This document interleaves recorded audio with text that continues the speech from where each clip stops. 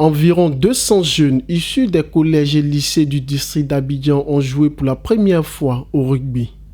C'était le samedi 27 mars 2021 à l'Agora de Koumassi à la faveur d'une journée découverte de la balle ovale initiée par la Fédération ivoirienne de rugby à travers le projet Medi 7.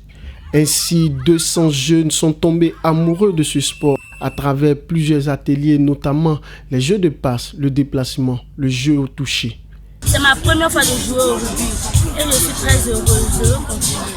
Après que le rugby a été un bon sport et qui nous permet de bien nous épanouir. Le projet Medi 7 consiste à coupler la santé, le sport, l'éducation et la formation des enfants. L'objectif est de permettre aux responsables fédéraux de détecter des jeunes talents.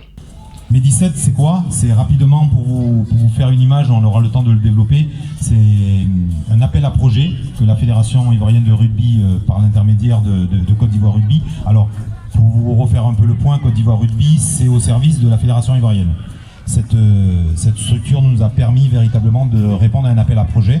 Cet appel à projet s'appelait Sport et Santé FIFA, de Fédération ivoirienne internationale de foot association, qui a trouvé que le projet de faire jouer des enfants des écoles qui ne connaissaient pas le rugby, de faire des initiations au rugby, nous ont permis véritablement de pouvoir dire qu'on va offrir 500 licences. Cette journée a rassemblé l'ensemble de la famille de la balle ovale ivoirienne.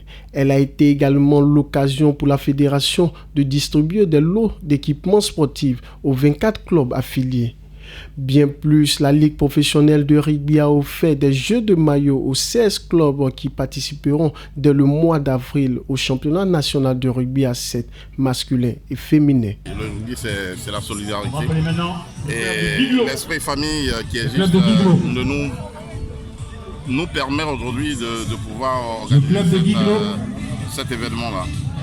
Tous les clubs aujourd'hui, vous voyez, ont pu recevoir une dotation en plus de l'équipement officiel de la Ligue professionnelle de rugby. On veut une ligue professionnelle, donc il faudrait vraiment des équipements adaptés à la pratique du rugby. La Fédération ivoirienne de rugby a bénéficié du soutien institutionnel du ministère des Sports par la présence du directeur de cabinet Alain Yao François et de celui de l'ambassade de France en Côte d'Ivoire à travers la présence de l'ambassadeur Jean-Christophe Bélia. Les deux ont salué les actions menées par le comité exécutif de la Fédération ivoirienne de rugby pour le développement du rugby en Côte d'Ivoire. Cette journée s'est terminée par un match de rugby à 7 des seniors.